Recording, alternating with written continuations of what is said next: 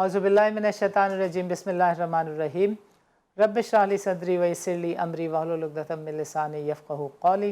नाज़रीन, this is Sani Khan and you are watching new episode of inside financial markets. Pakistan की बाज़ार हिस्सेस में एक अच्छी एक्टिविटी देखी जा रही है। 91,000 का लेवल बाज़ार ने बहुत तेज़ी से अबूर कर लिया। इन्वेस्टर बेस की चैलेंजिंग सिचुएशन जो कि तू है, and there are number of participants of the market who feel के गोइंग फॉरवर्ड इकोनॉमिक मामलात जिस तरह से बेहतर हो रहे हैं, बाज़ार हिस्सेस में भी मज़ीद एक्टिविटी, तेज़ी या इन्वेस्टर्स की पार्टिसिपेशन देखी जा सकती है। आज के प्रोग्राम में नाज़रीन वी वांट टू डिस्कस कि पाकिस्तान में लॉन्ग टर्म में अगर मार्केट को सस्टेन करना है, यानी 120 125 हज़ार के लेवल को बाज़ार ने सस्टेन करना है, तो क्या बाज़ार में इतनी सकत है, इतना इन्वेस्टर बेस है कि वो उन लेवल को सस्टेन कर सके। आई जब मार्केट पीक आउट हो जाती है और इंटरेस्ट रेट कम होते हैं तो प्रॉपर्टी है, गोल्ड है, दूसरी एसेट क्लास की तरफ लोगों ने जाना होता है, और उस वक्त अगर बाज़ार में सस्टेनेबिलिटी नहीं हो, इन्वेस्टर बेस नहीं हो, इंस्टीट्यूशनल पार्टिसिपेशन नहीं हो, तो हम देखते हैं कि बाज़ार में time and again crisis like situations आती रही हैं और आने के चांसेस रहते भी हैं। सो आज के प्रोग्राम में one of the pillar of the market KSB securities, उनसे हम जानने की कोशिश करेंगे कि वो इस सिचुएशन को कैसे देखते हैं, बाज़ार की जो सस्टेनेबिलिटी है उसको कैसे देखते हैं, और हर ब्रोकर की कोई ना कोई स्ट्रेटजी है विज़ावी मार्केट, इकोनॉमिक आउटलुक, अपने क्लाइंटल को एक्सपेंड करने की, अपने क्लाइंट के इंटरेस्ट को प्रोटेक्ट करने की। सो आज के प्रोग्राम में we will try and understand कि KASB जिसकी पूरी टीम अभी चेंज हुई है, तकरीबन ये ब्रोकरेज हाउस रिजुविनेट हुआ है। सो समझने की कोशिश करेंगे उमर सलाह से। He happens to be the managing director of the KSB securities. Top line से उमर सलाह यहाँ पर आए हैं। Umar Salah, welcome to the show and अस्सलाम वालेकुम। वालेकुम सानी भाई, thank you very much. And ज़बरदस्त। बिल्कुल ऐसे ही है जी। इट्स अ रिजुविनेटेड हाउस और अल्हम्दुलिल्लाह looking forward to doing great things at KSB ज़बरदस्त ज़बरदस्त। Literate. So Umar, you have heard the intro, over to you. पहले तो बताएं कि बाज़ार इस लेवल के ऊपर आपकी नज़र में कितनी सस्टेनेबल है। सानी भाई, वी थिंक जी मार्केट जो है यहाँ पे सस्टेनेबिलिटी की बात नहीं है सिर्फ। मार्केट यहाँ पे ना सिर्फ सस्टेनेबल है, मार्केट यहाँ पे बहुत हेल्दी लग रही है, ठीक है। राइट एंड इट सीम्स कि जी आज भी जो थोड़ी बहुत प्रॉफिट टेकिंग आई है 1200-1300 पॉइंट्स की, तो कोई घबराने की बात नहीं है, because right it's a very healthy market. Market जो ऊपर आई है वो गवर्नमेंट के इनिशिएटिव्स जो आए हैं, इंटरेस्ट रेट की बेहतरी, इकोनॉमी की बेहतरी जो हुई है उसके बैक पर आ रही है। राइट। We feel कि जी market by the end of this year should inshallah be touching the landmark of 100,000 points very soon before the end of the year. Right right right. So you think कि And बाज़ार, आगे चल के भी या market जो है, आगे चल के भी जो मार्केट है by the end of the fiscal year which is June 25, हमें लगता है कि मार्केट इंशाल्लाह कुछ नहीं तो 1,25,000 पॉइंट्स पे होगी। ज़बरदस्त हो गया। सो जो इन्वेस्टर बेस है, इसके ऊपर जो आपकी स्ट्रेटजी है, इसके ऊपर तो हम सेकंड सेगमेंट के अंदर बातचीत करेंगे। बट अभी मैं आपसे जानना चाहूँगा कि जो मौजूदा सिचुएशन है, इसमें particular certain sector, certain stock और बाज़ार को लोग कहते हैं कि ये IPP सर्कुलर डेट सेंट्रिक है। सो आपको एक तो इसके ऊपर आपका तज्जिया क्या है, एंड गोइंग फॉरवर्ड आप ईयर एंड तक अगर मार्केट में रैली देख रहे हैं तो वो IPP लेड स्टॉक्स में ही देख रहे हैं, ऑयल एंड गैस सेक्टर में ही देख रहे हैं, या beyond that you have a view के मज़ीद स्टॉक्स में भी ट्रैक्शन देखी जा सकती है। देखिए, ये मार्केट माशाल्लाह इस वक्त बहुत ही ब्रॉड बेस्ड बढ़ी है। स्टॉक्स ने तो सारे ही स्टॉक्स ने परफॉर्म किया है। राइट अगर आप मुझसे पूछते हैं कि मुझे कौन से सेक्टर्स अच्छे लग रहे हैं, तो ईएनपी सेक्टर है जो हमारे जो रीसेंट टाइम्स में काफी इग्नोर्ड रहा है, राइट उसमें इतना काम नहीं हुआ, वहां पे काफी एक्टिविटी भी नजर आ रही है, both in terms of the investors and in term of the companies. वो हॉट फेवरेट सेक्टर है। इसके अलावा फर्टिलाइजर्स आर लुकिंग गुड, ठीक है। फूड सेक्टर जो है हमारा, फूड सेक्टर में जो कंपनीज हैं वो बहुत अच्छा लग रहा है, ठीक है, क्योंकि उस सेक्टर में देखिए बहुत सारा एक्सपोर्ट मार्केट्स पे कंसंट्रेट कर रहे हैं हमारे जो फूड राइट। प्लेयर्स हैं, स्पेशली जो आपके एक्सपोर्ट ओरिएंटेड सेक्टर्स थे वो नई मार्केट्स में जा रहे हैं, दे टैपिंग इनटू न्यू मार्केट्स। तो ये आपके लिए एक फॉरेन एक्सचेंज का भी सोर्स बनेगा, और क्वालिटी हमारे क्वालिटी प्रोडक्ट्स हमारे यहाँ से जा रहे हैं। अच्छी बात ये है कि जी ब्रांड रिकग्निशन सिर्फ ये मिडिल ईस्ट तक रिकग्नाइज रिस्ट्रिक्टेड नहीं है, नई मार्केट्स में जा रहे हैं, जिसमें आपका ईयू हो गया, जिसमें आपका यूएस हो गया, जिसमें आपका सेंट्रल एशियन रिपब्लिक्स की तरफ भी फोकस है। सो वी थिंक कि जी food sector is going to be a key sector in the coming few months and years इंशाल्लाह। इसके अलावा देखिए बैंक्स भी अच्छे लग रहे हैं यहाँ पे, राइट। कुछ बैंक्स को छोड़ के ओवरऑल बैंक्स में वी थिंक कि banks should also be rallying going forward. And then as you are aware कि जी वन ऑफ द कुछ सेक्टर्स होते हैं जो कि कुछ भी हो जाए अच्छा करते हैं। Right. Pharma sector also after the deregulation remains a hot pick. इसमें आप देखें कि जी जितने इसके छोटे या बड़े लिस्टेड प्लेयर्स जो हैं, they have actually outperformed the market in the last 1 month. ज़बरदस्त। When you look at the economy, external account को आप कैसे देखते हैं? अभी रिजर्व्स 11 अरब डॉलर के आसपास आ गए हैं, government is Jubilant, IMF is kind of happy. आपको लगता है कि जो बाकी डोनर्स हैं, लोनर्स हैं, एक्सटर्नल इंस्टीट्यूशंस हैं, वो पाकिस्तान की तरफ ये जो कर्ज देने का सिलसिला है, फंडिंग के जो प्रोग्राम्स हैं, उनको इसी तरह जारी रखेंगे? देखिए जब आईएमएफ जब आ जाता है, जब आईएमएफ प्रोग्राम के अंदर कोई भी मुल्क जाता है, तो सबसे बड़ा एक फैक्टर जो आता है, जो उस मुल्क की नेशनल स्पेंडिंग में आता है, वो आपका होता है कि डिसिप्लिन आता है। आईएमएफ सर्टेन मेजर्स को रिस्ट्रिक्शन लगाता है, सर्टेन चीजों को फोकस देता है कि जी these are the areas you need to focus on. And we believe कि जी इससे बहुत ज्यादा जो एडवांटेज आता है वो ये है कि बाकी लोन लेंडिंग एजेंसीज जो हैं, जो मल्टीलैटरल्स हैं, उनकी भी कंफर्ट आ रही है। पाकिस्तान जी ऑल्दो लास्ट जो आया था आईएमएफ प्रोग्राम में, this was record 25th 26 times हमने सबसे ज्यादा आईएमएफ प्रोग्राम्स लिए हैं। But this time around it seems कि इंशाल्लाह this is probably going to be structural changes are being implemented. इसके साथ साथ आप अगर देखें आपका टैक्स कलेक्शन रेशो जो है, that is also improved, that is also improved significantly. Filers भी इस दफा आपके पहले से बहुत ज्यादा रही हैं। सो कलेक्शंस भी इंशाल्लाह इम्प्रूव होंगी, एंड एक बहुत स्ट्रॉन्ग इस हवाले से रिकवरी नजर आई है। बाकी लेंडर्स जो हैं, जिसमें स्पेसिफिकली आपके फ्रेंडली कंट्रीज का एक पार्ट में रहते हैं, वहां भी अगर देखा जाए तो पिछले रिसेंट टाइम्स में यही है कि all of them have extended facilities to us. हाँ, थोड़ा सा आज से कोई 5 साल पहले चले जाएं, वहां से आज फर्क ये है कि पहले हमें जो मिलता था वो होता था कि जी फ्री मनी होता था एक तरीके से, और एटलीस्ट हम उसे फ्री मनी की तरह ट्रीट करते थे। बट अब जो मिल रहा है, the reason why they are also asking for things in return is कि हमें उस पैसे की वैल्यू हो। और ये एक बहुत बड़ा एलिमेंट है जहां से वी आई फील कि जी एज अ नेशन हमारे अंदर फिस्कल डिसिप्लिन डेवलप होगा। ये जो प्राइवेटाइजेशन की बातें हैं, इसका भी बाज़ार को कोई फ़ायदा आपको होता हुआ दिख रहा है? फ्लोट को बढ़ता हुआ आप देख रहे हैं? बिकॉज़ बाज़ार का जो सबसे बड़ा चैलेंज है वो फ्री फ्लोट का है।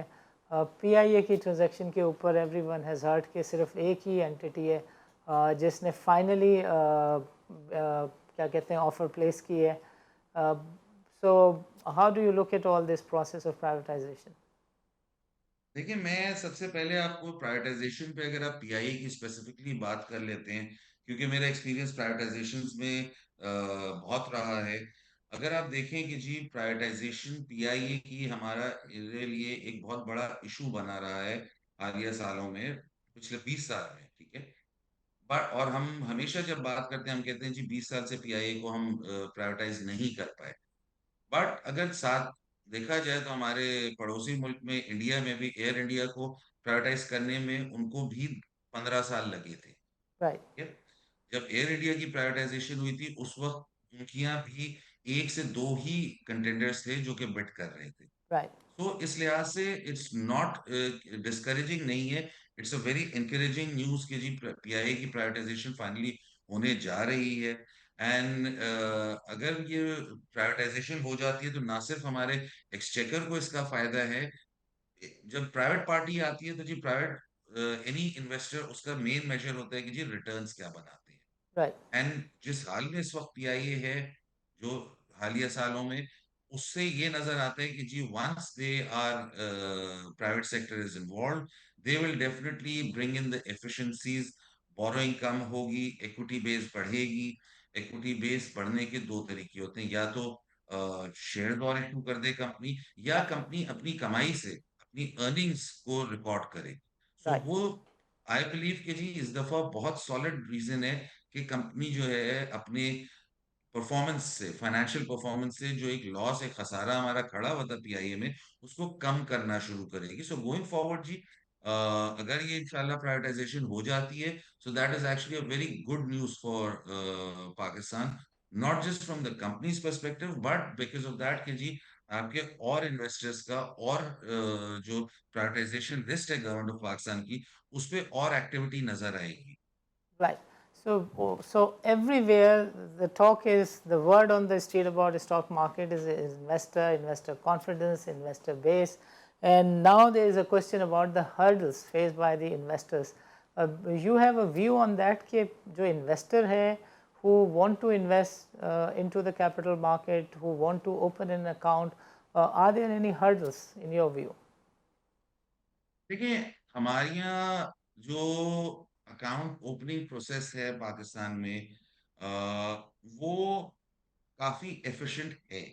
Right, हाउएवर उसमें और एफिशिएंसीज लाई जा सकती हैं। right, बिल्कुल उसमें ऐसा नहीं है कि एफिशिएंसीज नहीं आ सकती। अब एंड रिसेंट टाइम्स में आप देखें, ये प्रोसेस काफी इम्प्रूव भी किया गया है। right, अगर आप 10 साल 15 साल पहले चले जाएं तो प्रोसेस बेशक बहुत आसान था, ठीक है, लेकिन जब से ये फॉर्मलाइज हुआ है, दुनिया भर में मनी लॉन्ड्रिंग के अगेंस्ट वो एंटी मनी लॉन्ड्रिंग लॉज आए हैं, ये सब चीजें आई हैं, तो जब एक ब्रोकर एक अकाउंट खोलता है किसी भी क्लाइंट का, तो केवाईसी की रिक्वायरमेंट बहुत ज्यादा होती right, है। और थोड़ा सा कुछ ये मिसअंडरस्टैंडिंग है शायद कि उसको बहुत ही ज्यादा स्ट्रिक्ट टर्म्स में ट्रांसलेट किया जाता है, लोगों ने इंटरप्रेट किया हुआ है। डॉक्यूमेंटेशन बढ़ गई है। हाउएवर अकाउंट खोलने में कोई इतना प्रॉब्लम नहीं है, तकरीबन 24 से 48 घंटे में एक अकाउंट खुल जाता है, एक ब्रोकर, किसी भी ब्रोकर के पास आपका। प्रॉब्लम जहां पर है सानी भाई, वो है आपका primarily information flow. right, unfortunately हमारी मार्केट का जो एक परसेप्शन बना हुआ है, वो ये है कि जी इंफॉर्मेशन मासेस को नहीं मिल रही होती, अवाम को नहीं मिल रही होती, इसलिए पब्लिक जो है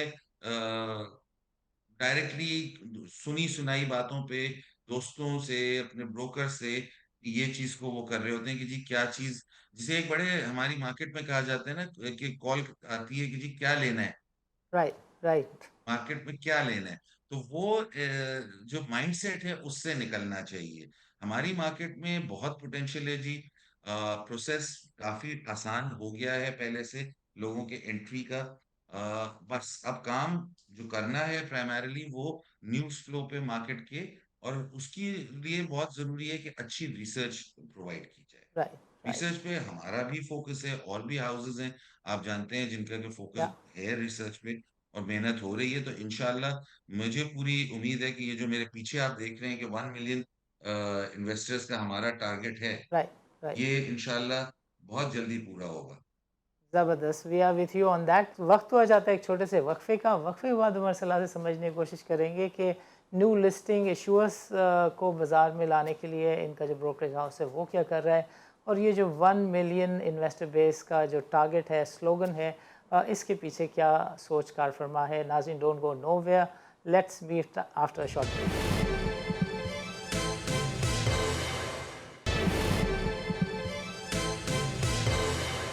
वेलकम बैक नाजरीन। नाजरीन, प्रोग्राम के पहले सेगमेंट में उमर सलाह ने बताया कि जो बाज़ार है 125,000 का लेवल क्रॉस कर सकती है नेक्स्ट ईयर जून से पहले। बाज़ार में जो इन्वेस्टर बेस है, इसके लिए एक सिस्टमेटिक अप्रोच के तहत इनका ब्रोकरेज हाउस काम कर रहा है। they've got policies, procedures. In this segment of the show, we are going to understand कि इनका जो ब्रोकरेज हाउस है वो न्यू लिस्टिंग के लिए किस तरह के इनिशिएटिव ले रहा है, किस तरह की मेहनत कर रहा है, इन्वेस्टर बेस को एक्सपेंड करने के लिए इनकी क्या स्ट्रेटजी और थिंकिंग है. So Umar Salah, over to you. Please explain कि जो इस वक्त नई लिस्टिंग का काइंड ऑफ चैलेंज है, न्यू लिस्टिंग्स का फुकदान है, सिर्फ 5 नए इश्यूज आए इस साल में, इसके ऊपर are you doing some work? जी सानी भाई, थैंक यू। जी सानी भाई, बिल्कुल ऐसे ही है कि जैसे आपको पता है मेरा area of specialisation investment banking है, और उसमें भी आईपीओज के ऊपर बड़ा फोकस होता है हम लोगों का, क्योंकि आईपीओ एक ऐसी ट्रांजैक्शन होती है, ऐसा वो होता है कि इसमें जनरल पब्लिक को इन्वेस्ट करने का मौका मिलता है। और जो हमारे यहाँ जनरली देखा गया है कि जी कंपनीज बहुत बड़ी हो जाती हैं, लेकिन वो प्राइवेट वेल्थ में होती हैं। राइट, तो जब वो राइट, पब्लिक में आती है तो सबको एक मौका मिलता है कि वो उसके साथ एंजॉय कर सकें, राइट. इन्वेस्ट कर सकें। इस हवाले से हमारा बहुत स्ट्रॉन्ग इनिशिएटिव है कि जी मैंने ज्वाइन किया है रिसेंट टाइम में। जैसे आपको पता है we got a full service team that has joined with me. उसके अलावा जी हमारा ब्रोकरेज फर्म जो है, इसमें बहुत हमने एक लोगों को इंसेंटिवाइज भी करने के लिए और सारे क्लाइंट बेस को साथ लेके चल रहे हैं, जिसमें कि हम क्लाइंट्स को सर्विस दोनों एंड से कर रहे होते हैं। एक तो राइट, ये कि उनकी रिसर्च लेने की, खरीदो फरोख्त करने की जो रिक्वायरमेंट होती है वो भी पूरी करते हैं, प्लस उनसे हम प्रॉपरली एक डिस्कशन करके ये भी मालूम कर रहे होते हैं कि वेदर उनकी कोई और कंपनी साइड पर रिक्वायरमेंट्स है। राइट. फिर इसके अलावा एक और जो बड़ा इंपॉर्टेंट एलिमेंट है, पिछले साल 5 लिस्टिंग्स बिल्कुल हुई, उससे पहले एक हुई थी, उससे पिछले साल। मुझे ये लगता है, हमारा ये व्यू है कि आने वाले साल में, साल 2 साल में, ये लिस्टिंग्स का नंबर कम से कम 15 का होगा एक साल का। राइट. क्योंकि देखिए अभी भी बहुत छोटा नंबर है, 15 लिस्टिंग्स कोई बहुत बड़ी बात नहीं है या. एक साल के अंदर। This number should be closer to 30 to 50। Yes. ठीक है, ये हमारा टारगेट है कि इंशाल्लाह अगले 2 सालों के अंदर एक कम से कम भी जो लिस्टिंग्स आए वो 30 के करीब हो। इस चीज के ऊपर एक और जो इम्पोर्टेंट चीज है कि लोगों ने एक्सपेंसिव डेट कुछ दिन पहले लिया हुआ था, कुछ या. अरसा पहले जो डेट था वो भी रीप्रोफाइल होंगे, लोग या. डेट कम करके इक्विटी की तरफ आएंगे, जो कि क्योंकि इक्विटी डेट जो है आपका सस्ता भी हो रहा है, लेकिन अभी जब डेट इंटरेस्ट रेट नीचे आ जाएगा तो उनको एक्सपेंसिव रेट पे पेमेंट्स करनी होंगी, जो कि नॉन फ्लोटेड डेट है। राइट. तो इसलिए मुझे ये लगता है कि इंशाल्लाह अल्लाह ताला ने हिम्मत दी और हमारे साथ दिया, तो इंशाल्लाह on an average 30 listings from 2 years from today आपको नजर आएंगी। ज़बरदस्त, कुछ ज़बरदस्त. इसमें और भी बड़ी कंपनीज भी आ रही हैं लिस्टिंग पे, जिनको हम भी टारगेट कर रहे हैं, और हमारे और साथी भी जो हैं वो भी कोशिश कर रहे हैं, और उनकी तरफ से भी बड़ा एक इनिशिएटिव लिया गया है, जहां जा करके सब कंपनीज में जाके लोगों को अवेयरनेस फैलाई जा रही है। अवेयरनेस क्रिएट कर रहे हैं हम लोग कि जी लिस्टिंग्स आर नॉट समथिंग जहाँ पे कोई नेगेटिव वो हो, और इससे लोगों की वेल्थ क्रिएशन है, ना सिर्फ पब्लिक की जो कि इन्वेस्ट कर रहे हैं, स्पॉन्सर की अपनी भी वेल्थ क्रिएशन इससे होती है काफी सिग्निफिकेंटली, क्योंकि जो रुपया पब्लिक उन्हें देती है उस पैसे को लेकर उनकी एक्सपेंशन स्ट्रैटेजी जल्दी हो सकती हैं। उस पैसे को लेकर वो नई मार्केट्स में टैप कर सकते हैं, नए प्रोडक्ट्स को इंट्रोड्यूस कर सकते हैं। तो आपकी नज़र में कोई चैलेंजेस तो नहीं है, इश्यूअर को प्रॉब्लम्स तो नहीं फेस होते होंगे, कोई टैक्सेशन साइड पे तो चीज़ देखिए, तो ऐसी नहीं है जो देखने जैसी हो?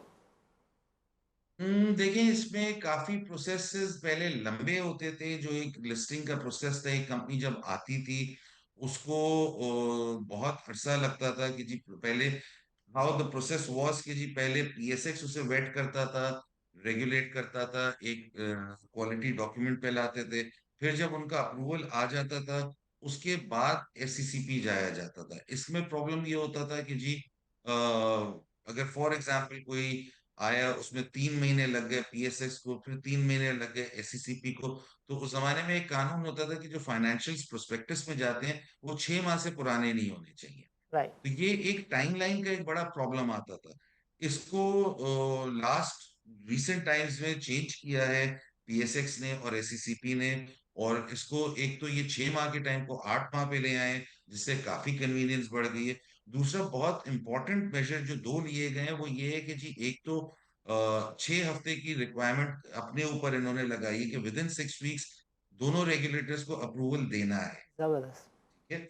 उसके अलावा एक और जो चीज आ गई है वो ये है कि जी उसके बाद आपका क्या कहते हैं अप्रूवल जब आ जाता है उसके बाद एक रिस्ट्रिक्टेड टाइमलाइन के अंदर जो है इनको साइमल्टेनियसली काम करना पड़ रहा है। तो राइट। साइमल्टेनियस जब ये लोग काम कर रहे हैं तो उसमें एफर्ट भी डबल नहीं लग रही है हमारी, या और चीजें भी बेहतरी की तरफ है। Make sense. इंशाल्लाह गोइंग फॉरवर्ड ये 6 हफ्ते का भी जो प्रोसेस है इसको भी और कम करने की कोशिशें जारी हैं। बिल्कुल ठीक है। उमर सलाह, your company was the first जिसने ये 1 मिलियन इन्वेस्टर का नारा लगाया, और अब मैं देखता हूँ जी सर। तकरीबन एवरी अदर ब्रोकरेज हाउस से इसके हम्म, पाकिस्तानी बाज़ार इस चीज़ को 1 मिलियन इन्वेस्टर चाहिए, एंड दे से कि हम इसमें एफर्ट कर रहे हैं। बट आई कैन वाउच बिल्कुल। द फैक्ट कि ये your company was the first company जिसको $1 मिलियन फंडिंग भी मिली। उसका जो सॉल्यूशन बिल्कुल। था उसको एक बाहर की एजेंसी ने रेट भी किया और एक अच्छा सॉल्यूशन करार भी दिया for new investment and new investor awareness generation. So मैं चाहूँगा कि आप थोड़ा सा इस इनिशिएटिव को तफसील के साथ बताएं, और ये भी बताएं कि आपकी नज़र में ये बात कितनी प्लॉजिबल है कि 2026 तक 27 तक जो इन्वेस्टर बेस है वो 4 लाख तक हो जाएगा। 10 लाख का आपने मतलब है सानी भाई। हमारी देखिए जी, हमारा एक विजन है के ट्रेड का कि के ट्रेड जब मार्केट में आया तो एक विजन है ये कि जी इन्वेस्टर पेनिट्रेशन को इंक्रीज करना है। ठीक है। राइट। अगर आप पाकिस्तान में आज भी इन्वेस्टर पेनिट्रेशन 2.5 पौने 3 लाख इन्वेस्टर्स हैं टोटल यूआईएन्स जो है। राइट। अगर आप इसके बरक्स बांग्लादेश को देखें तो बांग्लादेश में ये नंबर मिलियंस में जाता है। और राइट। अगर इंडिया चले जाएं पड़ोसी मुल्क में तो और भी बहुत बड़ा नंबर है, हंड्रेड्स ऑफ मिलियंस में चलता है। राइट। उसकी वजह देखिए, एक ये है कि एक तो स्टॉक मार्केट का परसेप्शन था जो कि रिसेंट टाइम्स में चेंज हुआ है। राइट। ये वो नहीं है स्टॉक मार्केट के जी दो लोगों के हाथ में है पूरी मार्केट और वो हो जाएगी। अब लोग ये रियलाइज कर रहे हैं विद इन्वेस्टर एजुकेशन कि इट्स अ प्रॉपर मार्केट। यहाँ पे मार्केट है, चीजों को फंडामेंटल्स के ऊपर चल रही होती है। राइट। इसके अलावा हमारी तरफ से जो आपने बात की कि जी इनिशिएटिव, हमारे इनिशिएटिव्स में जी इन्वेस्टर एजुकेशन के ऊपर फोकस है, and the focus is on investor education coupled with technology. Right. हमारी राइट। जो ऐप है के ट्रेड की, that app has been rated as one of the best stock trading apps. ठीक है। राइट। बाय इंटरनेशनल मैगजीन जैसे कि आपने भी बोला। या उसकी वजह क्या है कि एक क्लिक पे आपके फोन में आप शेयर खरीद भी सकते हैं, आप बेच भी सकते हैं, आप उसके बारे में रिसर्च भी कर सकते हैं। प्लस जो टूल्स जो होते हैं जैसे कि आपका हीट मैप्स हो गए, जैसे आपके कलर शोज हो गए कि जी वो आपको दिखा रहा होता है कि जी इस वक्त क्या नजर आ रहा है, कि फ्लो किस तरफ है मार्केट का, आया कि तेजी है या मंदी है या गोइंग फॉरवर्ड इसमें लगता है। तो रिसर्च बेस्ड जो काम होता है वो हमेशा वो अच्छा होता है। एंड इसी लिहाज से हमारी कोशिश ये है कि जी लोगों को इसकी तरफ लाया जाए कि जी दिस इज नॉट जस्ट बाजार जहाँ पे, मार्केट जहाँ पे लोग सिर्फ आए और आके पैसे डालें और फिर कुछ ना पता हो, बट इसको एक सिस्टमैटिकली लेके चला जाए। एंड इन्वेस्टर एजुकेशन में हमने जैसे कि आपको बताया कि हम यूनिवर्सिटीज के साथ कोलैबोरेशंस कर रहे हैं, हम स्कूल्स के साथ कोलैबोरेशंस कर रहे हैं कि जी बच्चों को आने वाले जो हैं as a saving habit stock market में इन्वेस्ट करना डाला जाए, सिखाया जाए। राइट। जरूरी नहीं है कि आप करोड़ों रुपए मार्केट में लेकर आए। आप 5,000, 10,000, 15,000, जो भी हर आदमी की अपनी वक़्त है उस हिसाब से वो इन्वेस्ट करे माना, और एक रेगुलर उसमें करे। जब उसी इन्वेस्टमेंट को अगर आपने साल में 10,000 रुपए महीने का आपने किया तो 1,20,000 रुपए आपने हर महीने सेव कर लिया। राइट। और इसके साथ साथ कैपिटल गेन भी होता है। और या अगर यही चीज को आप देखेंगे over a period of time, 5 साल, 10 साल, 15 साल, तो आपको नजर आएगा कि एकदम आपका एक बहुत बड़ा अमाउंट आपने सेव कर लिया है। राइट। इसमें इसको असेस करने के लिए एक और चीज मैं आपको यहाँ बताता चलूं कि पिछले 25 सालों में जो इन्वेस्टमेंट प्रोडक्ट्स हैं, इन्वेस्टर्स ने सबसे ज्यादा best returns have been in the stock market. Right. But patient stock investors, patient investors जो इन्वेस्ट करते हैं रादर देन स्पेकुलेट करते हैं। राइट। तो इन्वेस्टमेंट्स के तो ये एजुकेशन देना, ये रियलाइजेशन देना हमारी आने वाली जनरेशन को बहुत इंपॉर्टेंट है। बट यू डिडंट आंसर कि आपको ये 1 मिलियन का टारगेट कब मीट होता हुआ दिखता है, और तब 2026 में मुझे आपको ये 4 लाख टारगेट इन्वेस्टर दिखता है या नहीं दिखता? तब मुझे बिल्कुल दिखता है 4 लाख नहीं, मैं आपको बताऊं, हमारी कोशिश है कि बाय 2025 हम लोग 4 नहीं 5 लाख इन्वेस्टर्स करें, एंड बाय 2027 हम ये अपना टारगेट जो है इसको अचीव करें। Only then we will say कि जी we have actually truly achieved something. ज़बरदस्त। उमर सलाह, आपका प्रोग्राम के लिए वक्त निकालने का बहुत बहुत शुक्रिया। नाज़रीन, आज के प्रोग्राम में शरीक गुफ्तगू रहे उमर सलाह, जो कि मैनेजिंग डायरेक्टर हैं KSB सिक्योरिटीज़ के। इनका कहना था कि बाकी इन्वेस्टर कम्युनिटी पार्टिसिपेट किसी भी ब्रोकर के थ्रू करे या ना करे, इनका brokerage house Pakistan stock exchange में जो इन्वेस्टर बेस का मार्क है उसको 1 मिलियन तक ले जाएगा 2027 तक। Number of things that he pointed out, इनकी जो प्रोडक्ट है के ट्रेड की, ये समझाते हैं कि अगर आप 10,000 रुपये महीना 20 साल तक सेव करते रहें, तो 25 साल तक सेव करते रहें, तो हर 5 साल में आपका लगाया हुआ हर रुपया डबल हो जाएगा। i.e. 20 ईयर्स के बाद you will reach a position कि आप 1.5-2 लाख रुपए महीना निकालते रहें और आपके पास पैसे कम ही ना पड़ें। ये इनकी कोई प्रोडक्ट नहीं है, इनका कमाल नहीं है, इनका कमाल सिर्फ अवेयरनेस और एक प्लेटफॉर्म का इन्वेस्टर तक पहुंचाना है। और ये जो कमाल है ये एक्चुअली मार्केट में इंटरेस्ट रेट कंपाउंडिंग का है, जिसको इन्होंने एक सॉफ्टवेयर के ज़रिए फैसिलिटेट किया।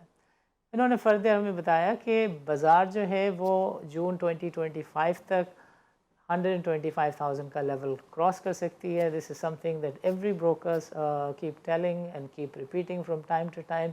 बट जो अच्छी चीज़ें इन्होंने पॉइंट आउट की वो ये थी कि they are certain sectors along with the bank and apart from the banks जिसके अंदर ट्रैक्शन एक्टिविटी देखी जा सकती है। PIA के ऊपर ही हैड अ व्यू कि PIA एनी वे प्राइवेटाइज हो जाएगी, चाहे वो एक ही उसका बिडर हो, एक ही उसके अंदर पार्टिसिपेंट रह गया हो।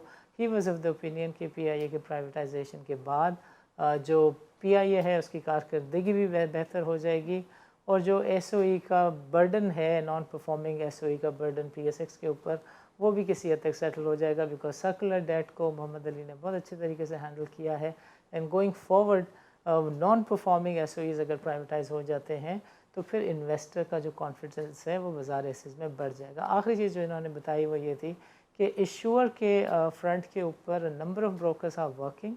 How ever having said that he had a view कि इनके पास जिस तरह की लीड्स हैं और ये काम कर रहे हैं, तो इनका व्यू ये था कि बाज़ार में सालाना 15 से 20 IPO आने चाहिए, और इनका व्यू ये था कि 1 साल की बाज़ार की अच्छी परफॉर्मेंस के बाद ये पॉसिबल हो जाएगा, प्लॉजिबल हो जाएगा कि बाज़ार में 25 से 30 IPO सालाना आएँ। इनकी सारी बातों को हम दोबारा से will try and follow up after 2-3 months and will see कि बाज़ार कहाँ सस्टेन करती है। और जो बाकी ब्रोकर्स का व्यू है कि 2024 जो है वो लाख के ऊपर क्लोज़ होने जा रहा है, इसको भी हम थोड़ा सा दोबारा से देखेंगे और इस तरह के तजज़िये का सिलसिला नाज़िम जारी रखेंगे। इजाज़त दीजिए, अल्लाह हाफ़िज़।